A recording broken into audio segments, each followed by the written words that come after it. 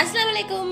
அன்றைக்கான lock டின்னர்லேருந்து எடுக்க ஆரம்பித்தேன். டின்னருக்கு வந்து பாஸ்தா தான் பண்ணியிருந்தேன். அந்த பாஸ்தா எப்போவுமே குக்கரில் போட்டு ஒரே மாதிரி தான் செய்வேன். இன்றைக்கி வந்து பிரியாணி ஸ்டைலில் செஞ்சு பார்க்கலாம் அப்படின்னு சொல்லிட்டு அப்படி தான் பண்ணியிருந்தேன்.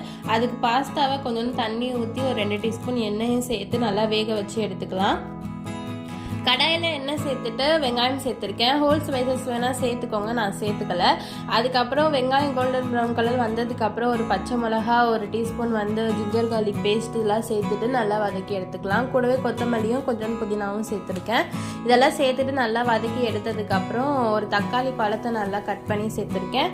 அது கூடவே கொஞ்சோண்டு பட்டை கிராம்பு தூள், அதுக்கப்புறம் பிரியாணி மசாலா கொஞ்சோண்டு சேர்த்துருக்கேன். தேவையான அளவு உப்பெல்லாம் சேர்த்துட்டு மசாலா கொஞ்சம் நல்லா வதங்கி வரணும். அதுக்கப்புறம் நம்ம வேக வச்சுருக்கோம் இல்லையா, அந்த பாஸ்தாவை இதில் சேர்த்துட்டு நல்லா கிளறி எடுத்துக்கணும். கிளறி எடுத்ததை ஒரு 2 நிமிஷத்துக்கு டீமில் வச்சுட்டு மூடி போட்டு விட்டுடணும். அதுக்கப்புறமேட்டு எடுத்திங்கன்னா பாஸ்தா செம்ம சூப்பராக தயாராகிட்டு வந்திருக்கும். ஸோ இது அப்படியே பிரியாணி ஸ்டைலில் தான் இருந்துச்சு. ட்ரை பண்ணி பாருங்கள். தேங்க்ஸ் ஃபார் வாட்சிங்.